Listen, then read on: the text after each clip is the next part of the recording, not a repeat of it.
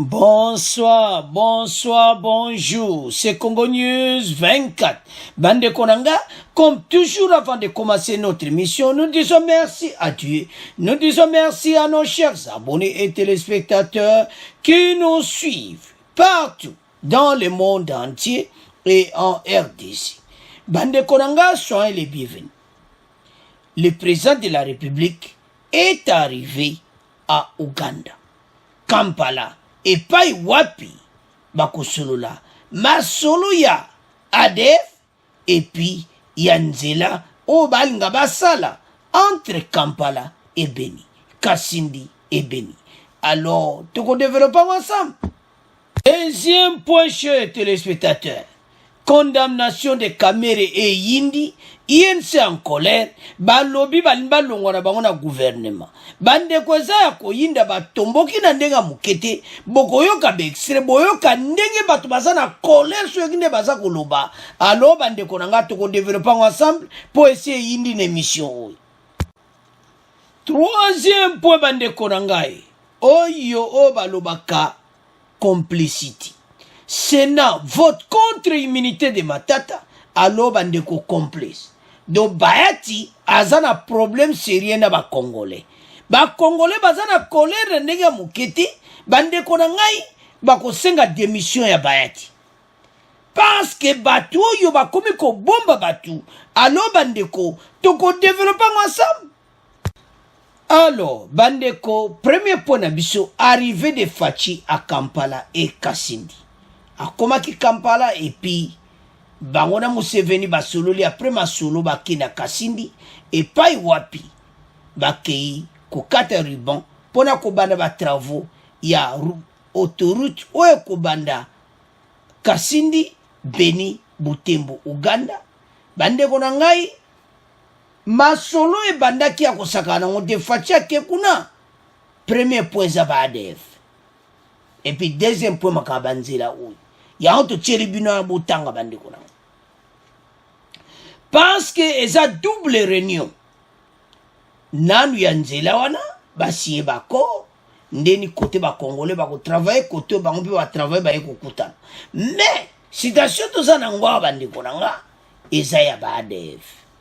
Baza ba Uganda nde bozo mona photo na bango wana o bazo sala masulu.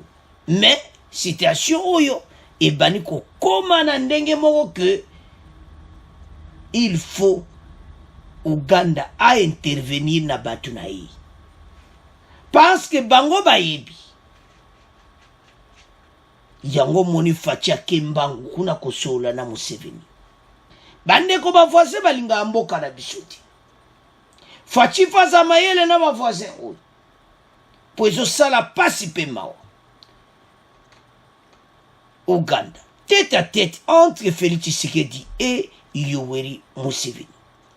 Les présidents congolais et ougandais se sont rencontrés mercredi 16 juin à Mpondwe, ville ougandaise voisine de la commune rurale congolaise de Kasindi. Donc ville wana et Kangama na bande konabisa Kasindi. Kuna peza nzela ba ODF bakatsa ape banzela wana. Réunion et que salama wana. Bande ko esala kapasi. Ba village voisin les villages voisins, Baza, Kosolola, tout ça. Mais comment on a été? Ba groupe ADF, Baza Ouganda. Ba leader Nango. C'est difficile. Leur échange a duré plusieurs minutes avant de lancer les travaux d'alphatage des axes routiers Kasindi Beni Butembo, Bunagana, Ruchuru, Goma, Enoki. Ba umela ki tamulai bandiko. Balobi bazala ki pena réunion moko de fo mona kezaki kafu. Parce que Museveni il faut déjà battu na ye oyo bazoboma biso. Le rebelle bandeko. Et loko zo sala pas ces années. Ce sont des rebelles ougandais. Mais bazako ya attaquer biso. Ba rebelle ougandais fallait ba attaquer bango moko Ouganda pour ba botre la pouvoir kuna. Donc c'est ce qu'on ne comprend pas. Avançons. À son arrivée en Pondé dans le district ougandais de Kasese, le président congolais a été accueilli par son homologue ougandais. Par la suite, Félix Tshisekedi et Yoweri Museveni ont eu un tête-à-tête à huis clos, sous une tente aménagée pour la circonstance. Bazaki na huis clos, bazaki kosolo. Bato baza ba grand lion. Bato basa ba oumela ba pouvoir. Bato il faut kozala ba omayeli. Par la suite, Félix Tshisekedi et Yoweri Museveni ont eu un tête-à-tête à huis clos sur net na utolobana près d'une heure. Basali une heure du temps après, les chefs d'état-major généraux de la RDC et de l'Ouganda ont rejoint les deux chefs de l'État à cette réunion. Et Zaya Koinda et Sieyindi. Fachi a voyagé qui? Na Célestin Mbala. Zomona. Bango bakena no Fachi na Museveni basoli nanu. Bango mibali. Après le débat, chef d'état-major congolais, chef d'état-major ougandais, écoute. Situation est sérieuse. Fatia yebi que situation il faut que sola na batu oyo. Bango mutu bayela ki biso bango. Yango Fachi amemi yango na diplomatie ba solo la. Mais comment? Ba rebelle no nanga munanga. Bazo kata batumitu. Mais comment koto bino bovandi calme? Masolo et bandi. Les deux chefs d'état-major généraux de la RDC et de l'Ouganda ont rejoint les deux chefs de l'État dans cette réunion na tante wana. Bakei, il y a une tente de salaki placement pour basolo là. Alors, les deux chefs d'état-major gendre Fachi na Museveni masolo et bandi. Bandeko makamba ba infiltré oyo ezo sala passe. Mais avant de continuer, to landa nanu extrait oyo. Bon to continuer mission na biso oya Fachi akomaki na Beni pe ndenga kindeki ti na Ouganda. Dans l'actualité, sachez aussi que le chef de l'État est arrivé hier après-midi dans la ville de Beni, en provenance de Goma, le chef-lieu du Nord Kivu, où il est arrivé depuis samedi dernier. Selon des sources officielles, ce mercredi, le président de la République se rendra à Kasindi Lubiria, commune rurale frontalière avec l'Ouganda, pour lancer les travaux d'asphaltage de la route Kasindi-Beni-Butembo. Cette route d'intérêt économique ouvre la voie à l'Afrique de l'Est et à l'océan Indien. Alors, bandeko nanga tolandi biso nyonso wana. Donc, situation oyo ezo sala dotolo bani. Et ça la passe parce que basololi basala nzela wana. Mais nzela wana bakare kotambola comment? Tant que rébellion yo ya ba ADF eza kosa. Ozomona problème pe bazana. Bozo si nzela ke balabala wana ezala. Mais il faut aussi ça. Mais comment va ADF? Alors, comment en finir avec eux? Bandeko, Eza Somo, avance. Les deux chefs généraux, les chefs d'état-major, dont Célestin Mbala, na Ouganda, la région de Fachina, Museveni. Bandeko Solula. Ki Batouana, baza Batuna Bino. Batu Oyo, baye, bazo sala dene de dégâts na mboka na biso. Museveni bozwa charge à batu na bino. Batu ne faut pas quitter le territoire congolais. Donc masolo pene toki bandeko une heure du temps. Oyo kakasuka na débat. Même si rien n'a filtré de cette double réunion, plusieurs sources disent que les échanges ont tourné principalement autour de l'activisme du groupe rebelle ADF dans les territoires de Beni. Balobi, que batu nyonso. Oyo bazalaki wana, balandi basolo, balobi ezalaki ya kuinda, ezapona ba dossier ya ADF. Donc, baomi bale tokaki na ndenga muketi. Konde to tangi biso nyonso. O baza dans les territoires de Beni, Donc ce qui nazotala nazomona comment ba voisin yo baza motema mabe esprit mabe. Pourquoi? Parce que bango ba yebi mouvement ya ba rebelle wana.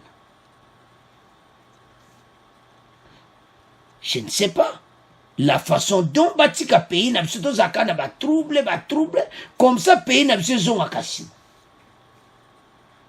Bande kona ndenga mabete Uganda pe bazana ngo pays bien te me banzela Uganda.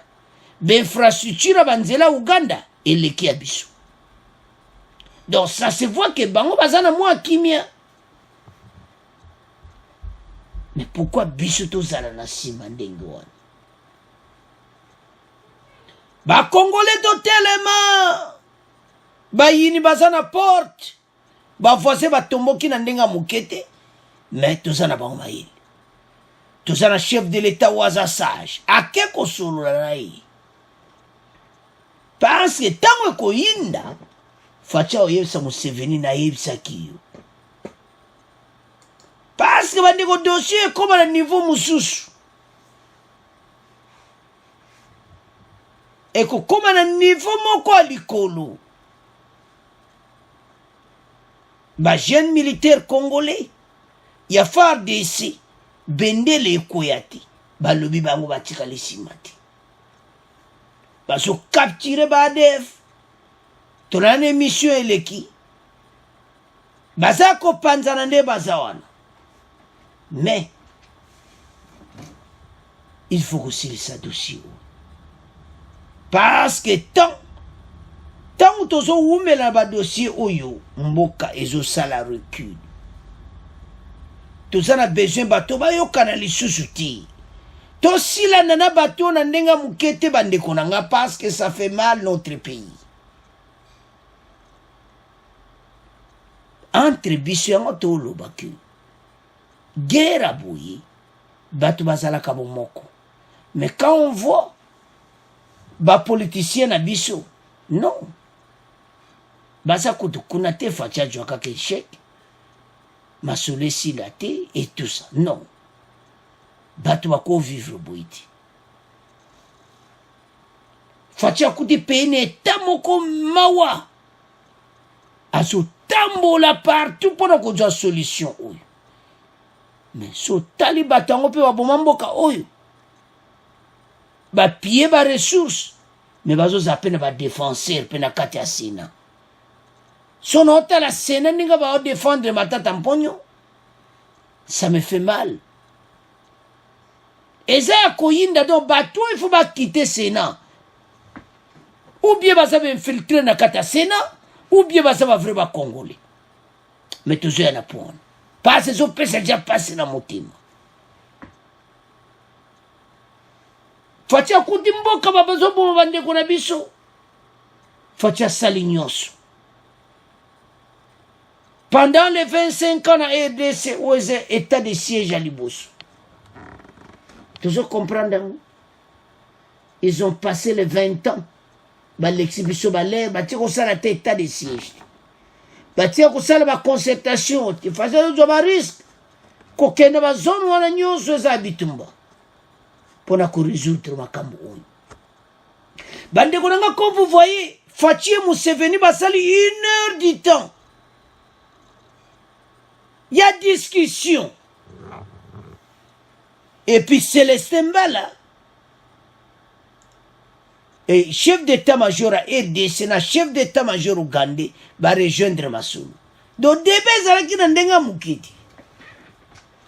Siko baso la pona ba ADF. Et c'est tout qu'on raisonner conclusion ni na réunion o. Parce que soto otanga wana makomi, c'est bien écrit là-bas. Près d'une heure après les chefs d'état-major généraux de la RDC et de l'Ouganda ont rejoint les deux chefs de l'État dans cette réunion.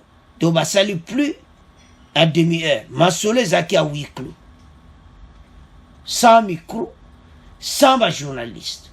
Parce que Zama Sola bitumba.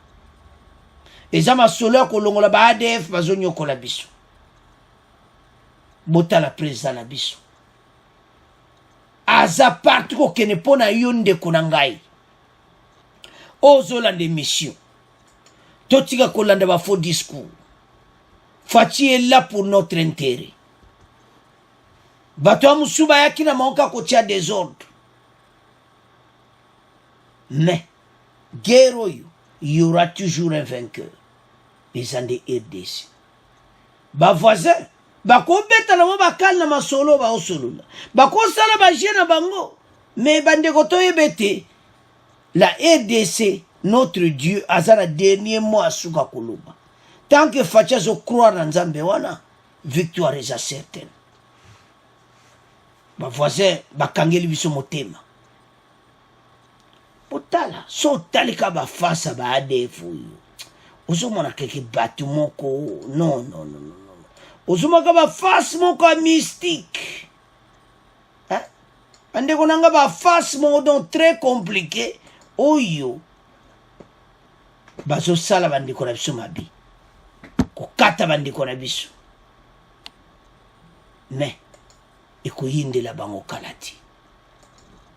kala te ekoyindela bango parce que masolo nde basololi nde namoni natali basali 1 heure du temps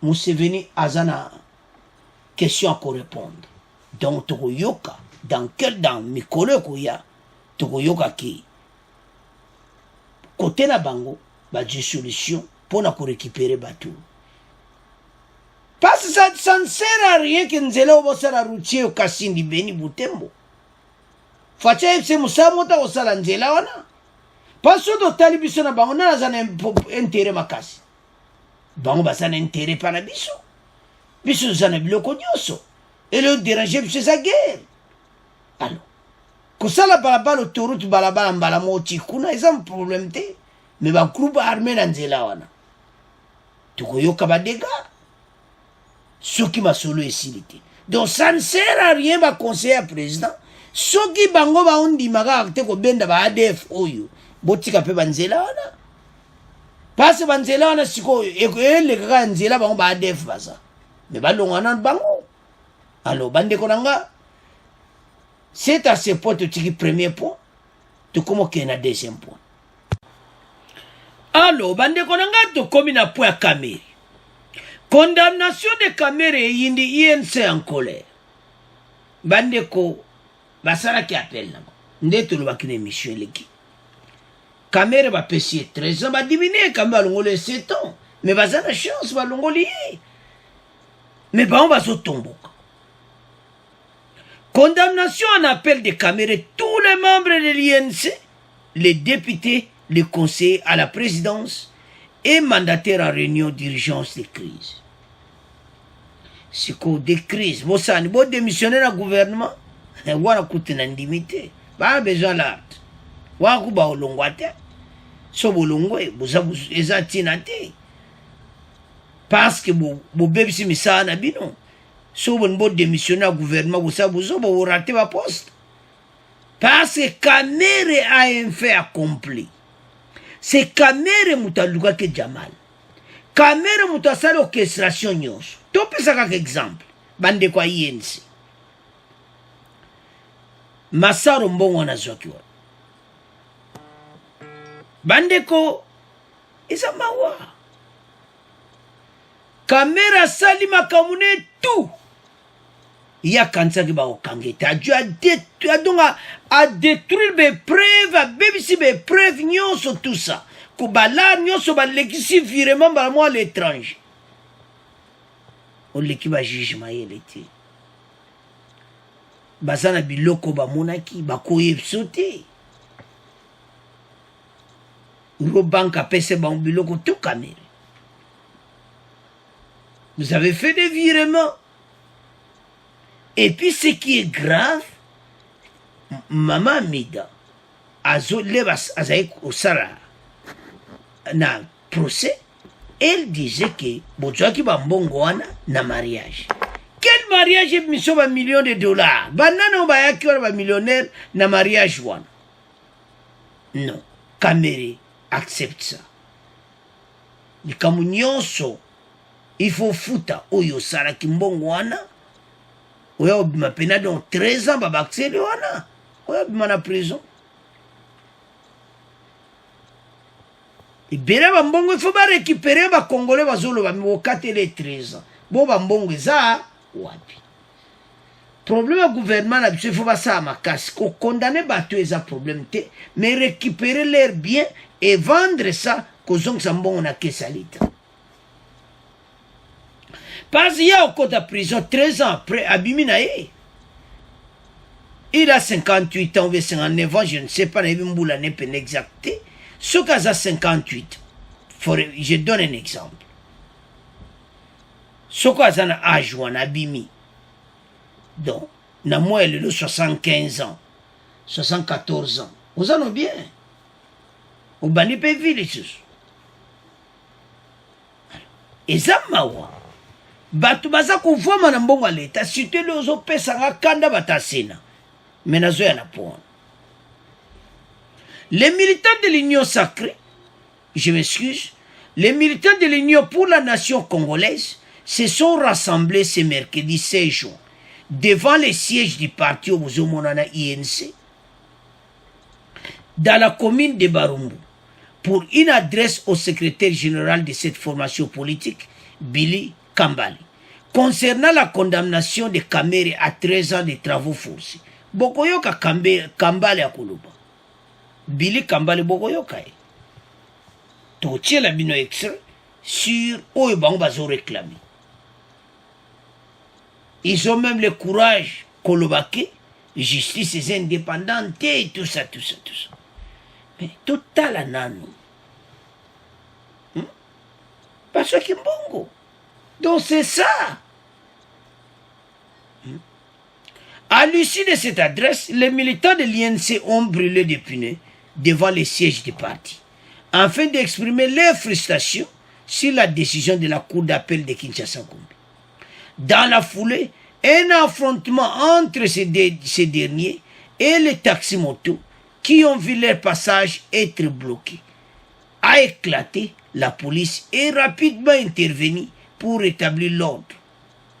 Salaki Moboulou et tout ça. Donc, Ezamawa.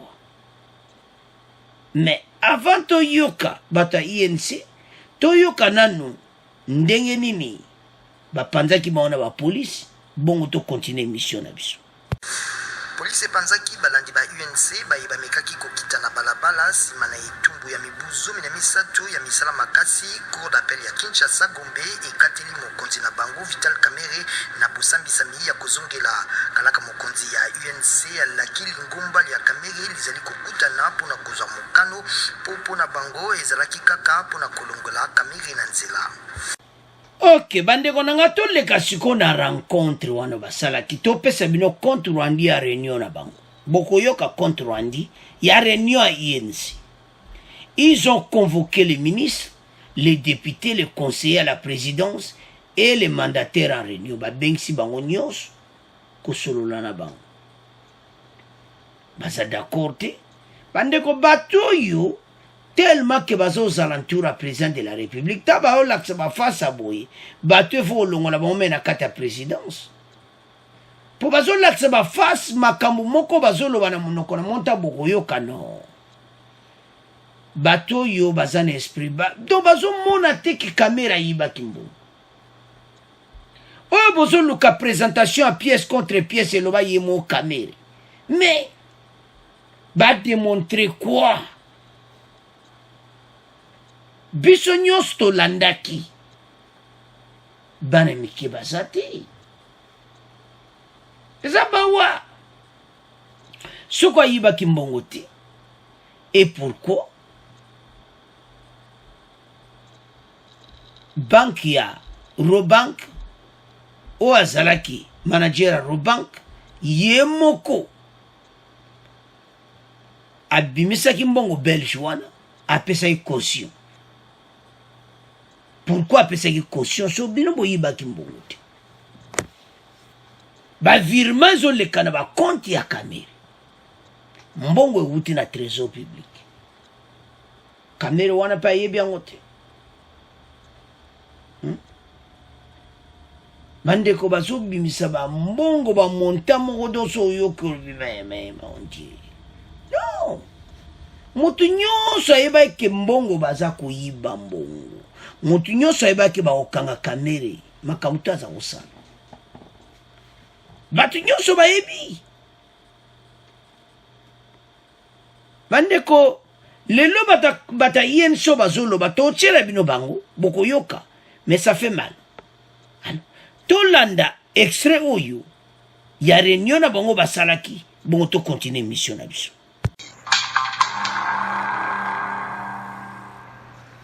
Je vous disais en titre, Vital Kamerhe écope de 13 ans de prison, l'entrepreneur libanais Jamal Sami 6 ans et Jalon Mouhima 1 an. C'est la sentence au procès anticorruption de 100 jours. La cour d'appel de Kinshasa-Gombe a rendu son verdict dans la soirée d'hier à Kinshasa après une longue attente. La peine de Kamerhe a été donc réduite de 20 ans des travaux forcés au premier degré à 13 ans au second degré. Il ne reste plus qu'une seule voie de recours pour les condamnés, à savoir le pourvoi en cassation. Rappelons que le président de l'UNC et ses codétenus ont été reconnus coupables de détournement des fonds alloués au programme des 100 jours du président de la République, mais les condamnés ne cessent de clamer leur innocence. En réaction, Billy Kambale, secrétaire général de l'UNC, parti de Vital Kamerhe, parle d'une parodie de justice. Il a été joint par Billy Van Lutumba. D'abord, il faut dire que cette condamnation est tout simplement la preuve, encore une fois démontrée, que c'est une machination politique ignoble et ceux qui sont dans cette affaire, ils se font mépriser non seulement au pays, mais aussi à travers le monde.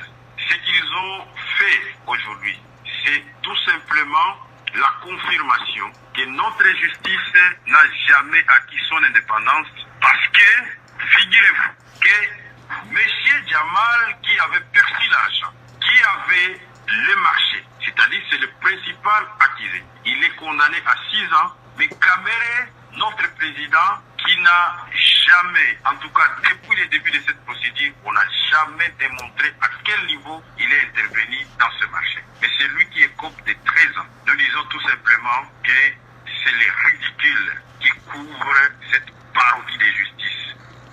En tout bref, alors bandeko na nga tolandi INC wana tolandi Billy Kambale ye alobi ke nini na biso eza justice na biso eza nango indépendante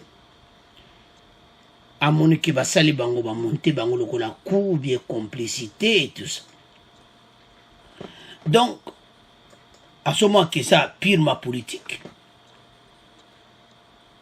nous sommes libres de présenter opinion. Donc, liberté d'expression. Mais, il faut pas que les Congolais moutinyo soit l'andaki yango.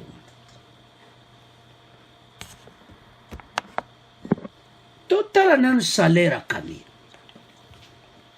Donc, je ne sais pas, salaire n'est à 1 million par mois. Parce que pour nous, ça, se fait un salaire à 1 million par mois. Et ce salaire n'est à 1 million par mois. Pas comme on a 1 million, on est belé, 28 millions. À ça, la fait ma sou. Ils ont partagé. Et puis, Kakawanati, Bambongo Moussou sur la présidence, Bambongo est belé, Bamakabo est belé. Na Oyowan.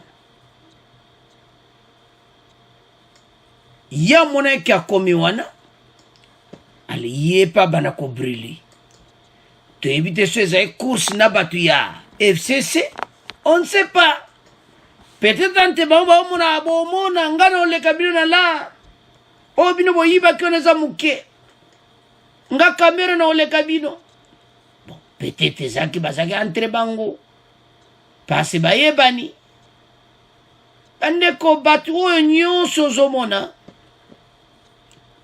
makambo nyonso ba détournement tozoyoka o biso tozomona grave bao bazomona okaka ndenge wana donc bazana pena na souci à peuple congolais au moment où le peuple congolais zolela azana besoin soutien kuna bamusu bazosala feti na bambongo ya RDC. Mbongo kaka RDC bozosala pena feti nango tala bandeko na ngai, tala ça fait mal esala pasi komona koma bato oyo basala likoparama ya koyiba bala kamere pa balanda bango yango totala même na lere bazali kosamba kamera zokoma balettre koyesaka baanlelo bosala boye te. Il a même fait le marché de gré à gré. Donc marché zaki visé kaka Jamal asalaki te o balobaka ke marché moko ouvert o bato mosusu mpe baluka basala na base na projet wana. Ils ont ciblé bato na bango pour basala cop na bango. Mena kamera est condamné. INC babani kotomboka. Non. Totika kotomboka. Tolandi biso nyonso wana Billy Kambale. Oaza secrétaire général na bango. Alors, bazaki na réunion toke directement na point. Dans leur réunion, ba décider que donc ceux qui bako bendana, on ne sait pas. Donc pena ba dû pena décision que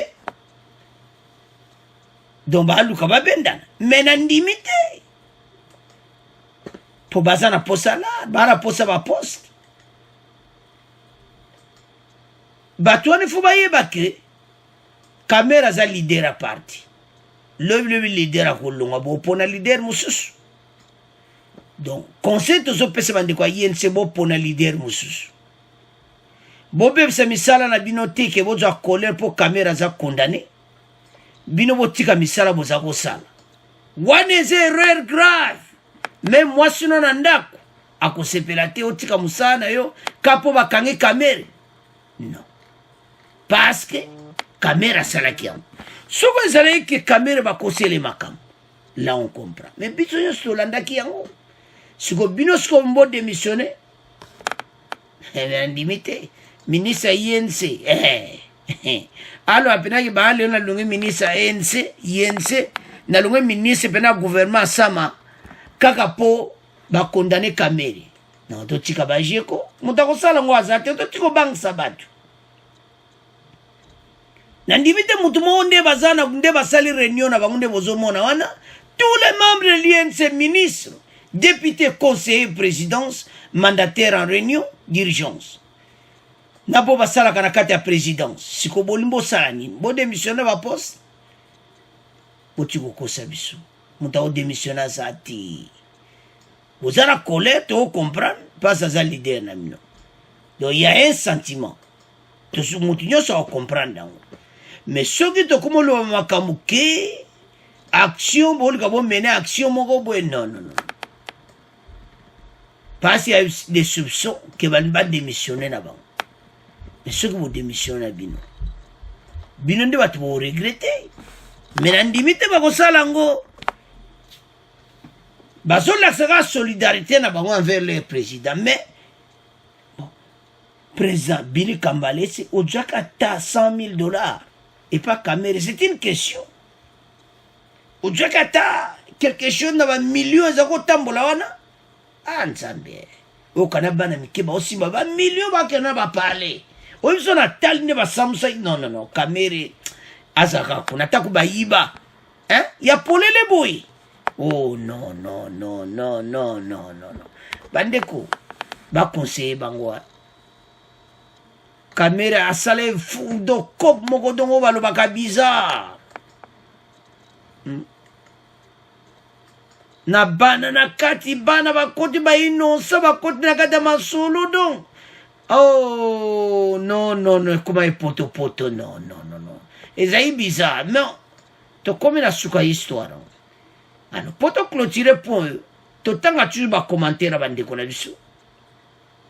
Ndeko na biso wana komaka mingi yeso akoma pena mulai. Alobi mais comment? Congo News 24. Bato bazokanga bango.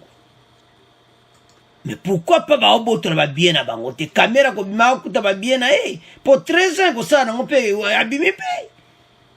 Bon ba bien wana. C'est ça la question. Il faut justice sikoyo. Abana ko kanga ba bien. Parce que soba kanga ba bien et ko sala bien parce que batwana tanga ko bima penako. Donc amoni pena mokili ndenge ezado mbongo ezali shute. Bande ko sala passe parce que congolais soit zotala et pas to wuti bo batwa zo sakana bambongo na biso pesa ka passe. Alors bande ko nanga et amawa pona bande ko INC bazana colère mais Kamere ayibakila.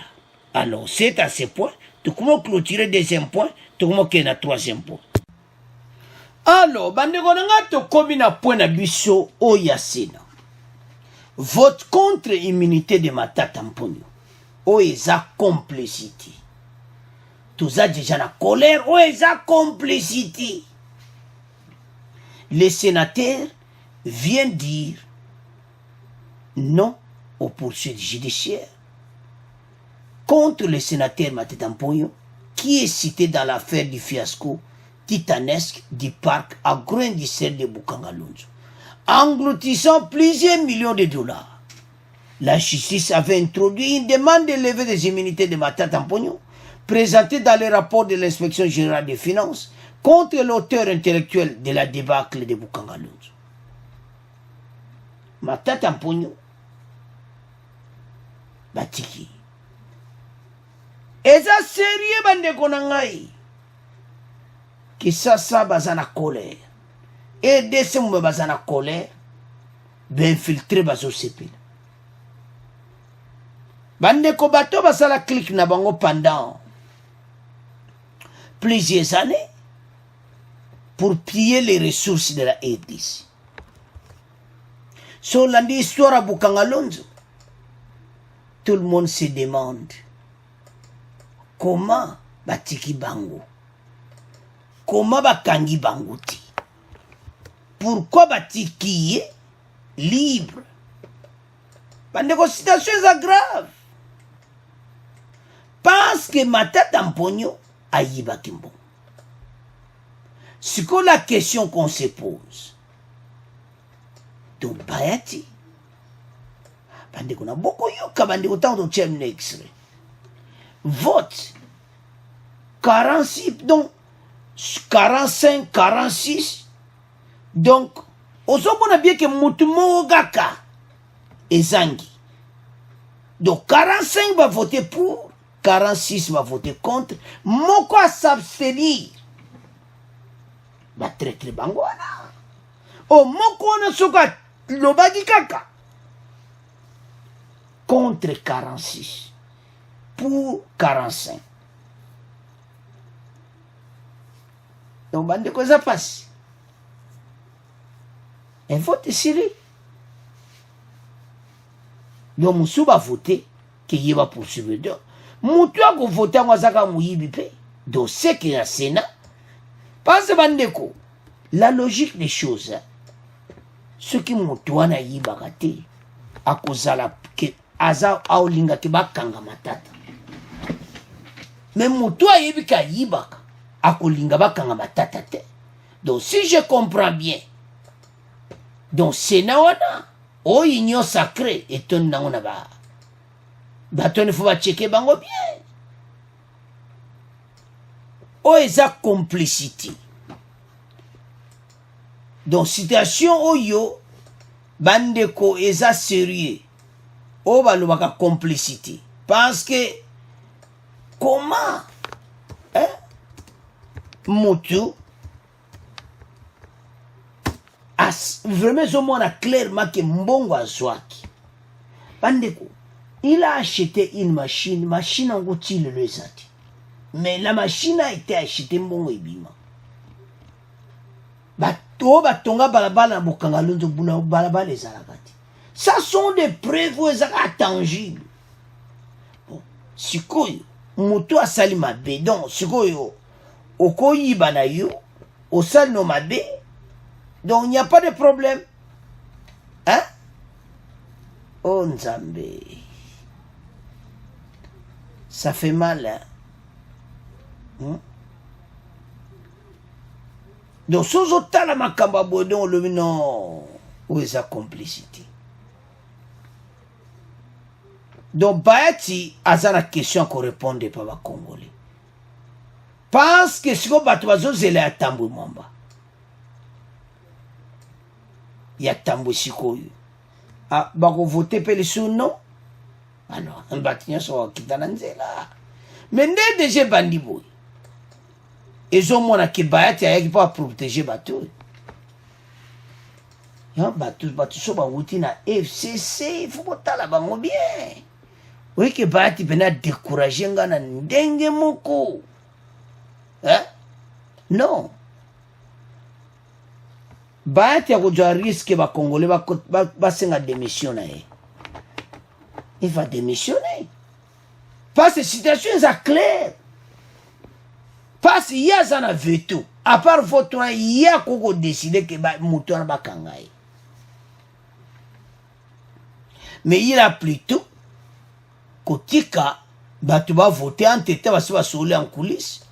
46-47. Biso zaba amiki 45. Bande ko to tchela bino extrait. To sudo bae batu, to sudo lembi. Ils sont venus à Bayena Mboka oyo kako yiba mbongo après ce comme les okanga bango bobani ko bomba bango. Oh non, non. Ils salanga passer na motema. Union sacrée, il y a des traîtres, oh déjà sur l'accès va flash. Qui est tout ça na traître pendant na carte ya Sénat wana. Alors ba Congolais, to fungola mission pour na Sénat. Il y a une question bande ko baza kotuna. Et c'est beaucoup bomba pe Tambo Mamba. Wanako bande ko station za mobulu. Donc Sénat et Kominango ba complexe. Donc ils ont passé. Oh Nzambe.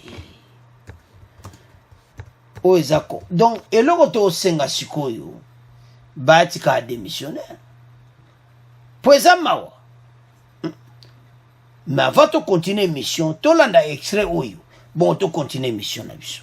En tout bref, sachez que le Sénat a voté hier contre le réquisitoire du procureur près la Cour constitutionnelle demandant la levée des immunités des sénateurs Matata Ponyo et Ida Kamonji poursuivis dans l'affaire détournement des fonds du projet Bukangalozo. Sur 96 sénateurs votants, 46 ont voté pour et 49 contre la levée des immunités de l'ancien Premier ministre, un seul bulletin nul. De même pour l'ancienne directrice générale de la Société d'aménagement et de gestion du parc Société Parc Agri SA, 51 sénateurs ont voté contre la levée de ces immunités. En conclusion, les sénateurs Matata Ponyo et Ida Kamonji sont exemptés de toute poursuite judiciaire dans l'affaire du parc agro-industriel de Bukangalozo. Donc, si tu comprendre, bande qu'on a nombre na monde qui na sala qui rena au aliboso, donc 51 va voter contre. Ça fait mal. 51 va voter contre. Donc, ce Tali n'a pas participé à qui? Oh non, ce n'est pas possible. Donc, on a 6 au Bazaki présent, 51 contre, 45 pour. Donc, 45 on a été félicité. Donc, les 51, ce sont des infiltrés. Donc, bat oyo, ba Congolais tout télé. Pour battre oyo penza, donc, Bayati a un problème. Bandeko. Ah, Nzambe. Non. Soko talibi ozoma ke complicité mo ezali wana. Complicité penda. Non. Mboka tout avancer mboka koma. État de droit balimba saka bango moko sommet de l'état bazobe bisamakam. Sikoyo, toza vraiment na confiance. Ya Bayati. Non. toza na confiance na ete parce que botala oyo salami bandeko non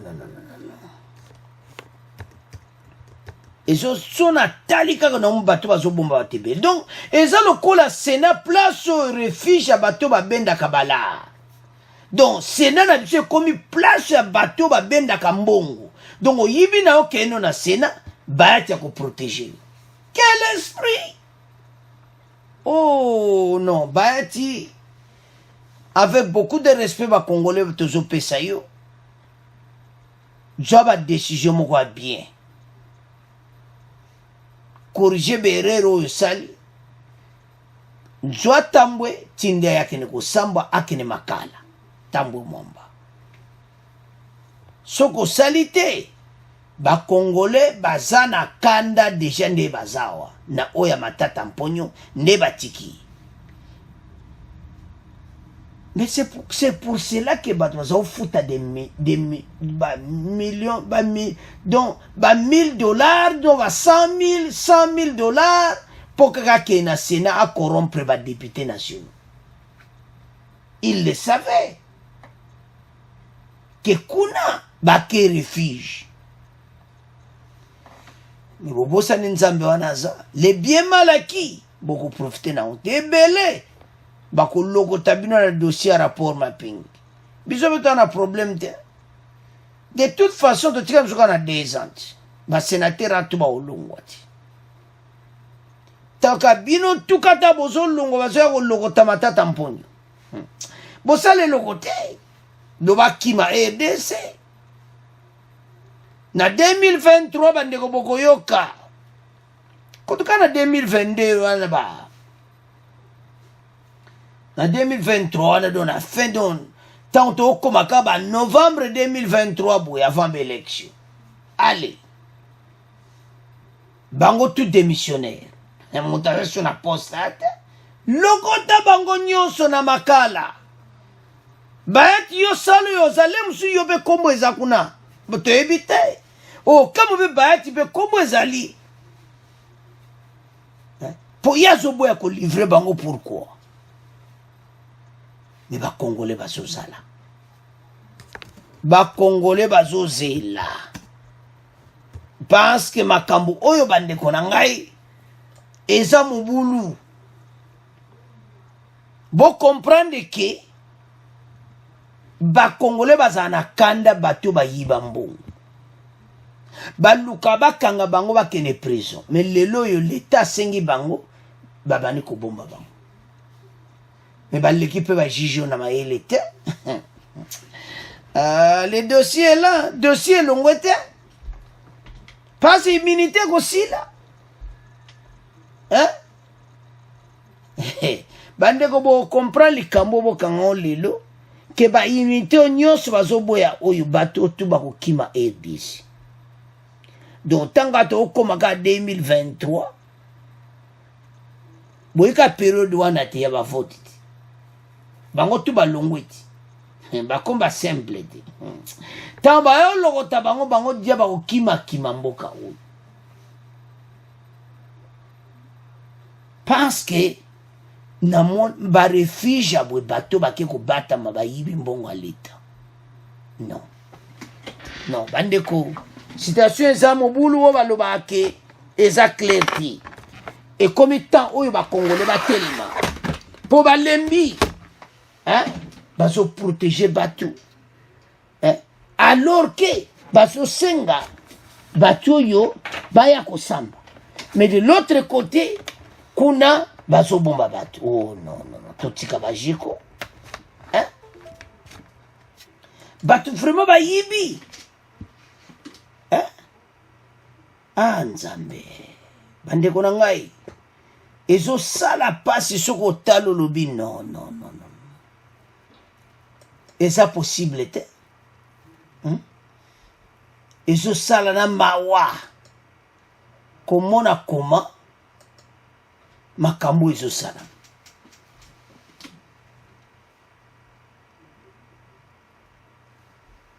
makambo bukanga lonzo mutu nyonso amonaki yango clair Alors, de l'autre côté, bah, association, peut ba tombo qui mabi. Toyuka siko akaj, association congolaise à la justice, bango peut ba tombo qui na ndenga mukiti. Bongo to continue mission na biso.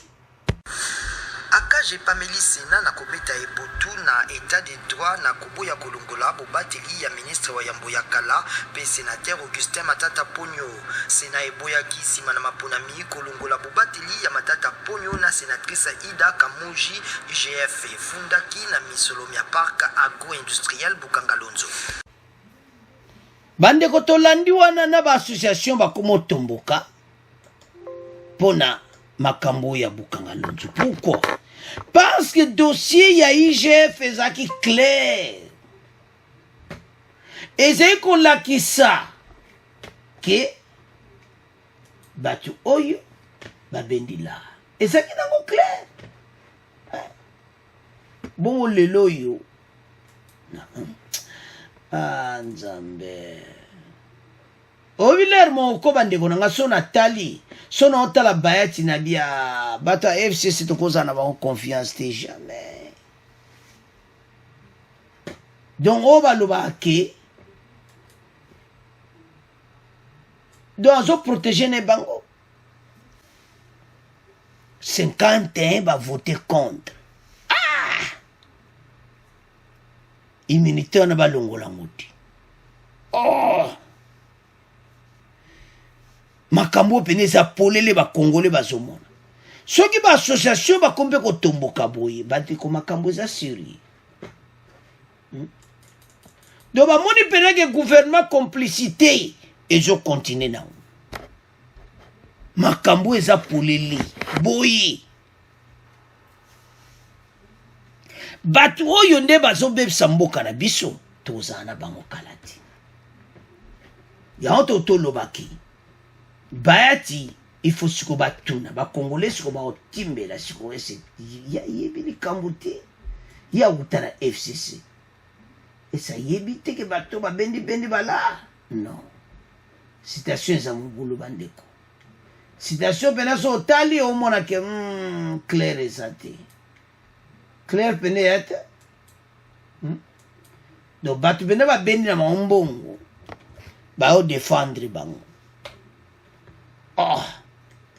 Oui, mais tu sais que banda na tangen foyo. Banda. Na ibsa kunde komo la pese commentaire habité. Toko lo bali kambo yo. Parce que bakata kiango c'était hier. Bah tu peux ba décision. Bande ko mardi. Bah tu ba décision oyo.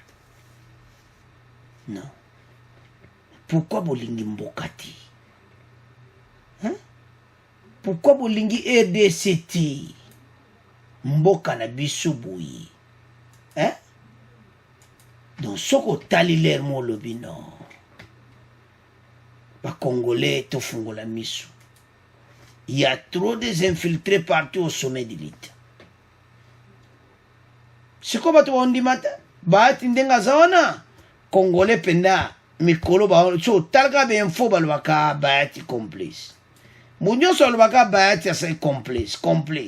Parce que makaba bukaka lonzo mutu nyoso zo mona yango ki ayiba kimbongo. Wa machino asomba ki a 7 millions. Wapi yango? Bayati. Yebisa bisote. Bobo protéger pourquoi? Mutu a protéger, c'est-à-dire asa même lina ye. Tant yo bayati zo protéger, c'est-à-dire yo po yeb masono. Nandenga mabeta avait beaucoup de respect et pas ya bayati. Mais oyo penako ba Congolais siko eto fungola misu na bata ya batu ya onyoso basopane na o bango tu basopane inyo sacré. Po siko bena non. Il faut za mayele na batu bandeko.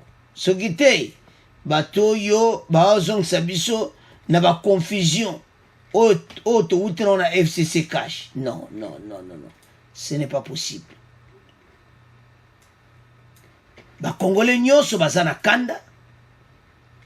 Ete oye salami. Ezo sala pasi bandeko na ngai. Ce n'est pas possible. Bon.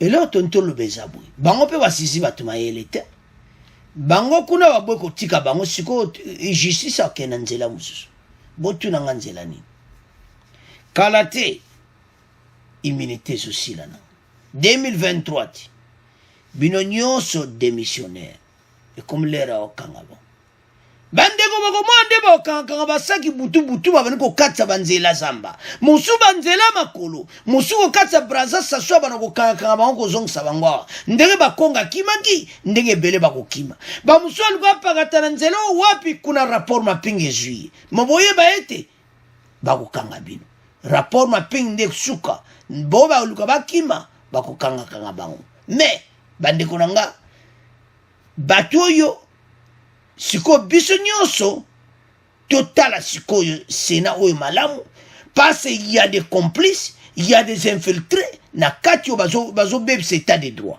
donc oyo mpenza babebisi état de droit mais toza na bamayele kala te 2023 matata mpo oyo bakolokoto na 2023 mpena bazwi yo oke makala parce oza su na eloko te oza su na immunité te alors bandeko na nga eza pasi mpe mawa c'est à ce point tokoma clôturer émission na biso bo abonner massivement bo continuer kopartager au revoir à la prochaine.